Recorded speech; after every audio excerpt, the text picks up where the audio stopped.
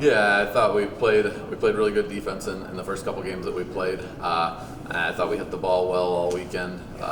Just thought in that last championship game we were a little out of sync and just they put up some runs and we just didn't answer back. So got some work to do, but it's one of those games you're just going to have those, and I'm glad it happened then and not this weekend.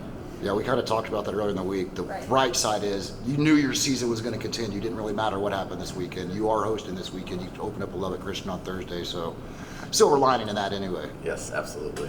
Well, I want to ask something that we actually talked about last week was the pressure of being number one, or maybe a couple of weeks ago, the pressure of being number one, but also the fact that at that time you guys had only lost just a couple of games and you don't want to get too comfortable. You guys are coming into every game ready, but do you think this was a really important wake-up call for your team as far as wanting to get to the national championship? Absolutely. I think anytime you play good competition and if you come out on top, that's great. If you don't, it's a learning opportunity. I think for our team, I think they're super focused on getting better and making sure that we're ready to go for the weekend. We know every single team in the regional is going to be tough. I think the last 2 weeks of our schedule really has prepared us well, knowing exactly that you have to show up every single day. You can't take one pitch off because that could be the pitch that's the difference between winning and losing. So I think we've learned some valuable lessons over the past 2 weeks, and we're going to take that momentum right into the regionals. I want to ask about the game because you guys were tied going into the second and then giving up 7 runs.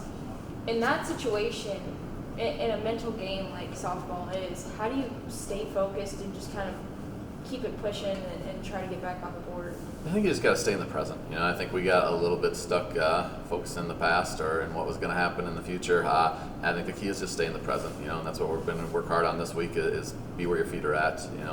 It's the time of year where they all finals and they got homework and all that kind of stuff going on too or whatever. So it's a big storm kind of hits them all at one time, but when they're doing their homework, hopefully they're focused on that and all in on that, and then when they're at the softball field, hopefully they're 100% focused on softball too. So that's kind of going to be our message to the team this week is just be where your feet are at, be present, give your best effort, and that'll be enough.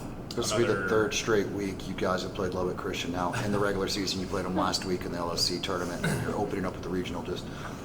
You probably know Lubbock Christian pretty well at this point. Yeah, there's definitely the familiarness that you have as opponents, and they're going to be familiar with us. We're going to be familiar with them.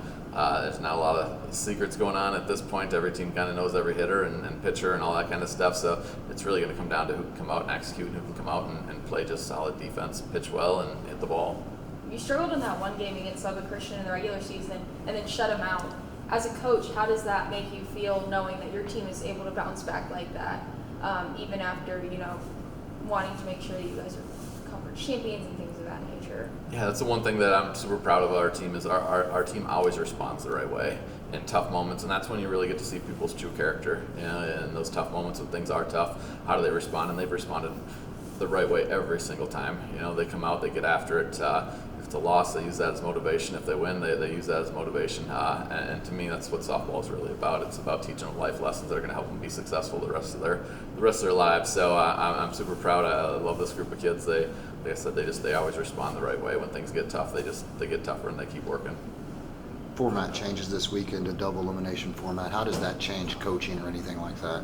It really doesn't change a ton.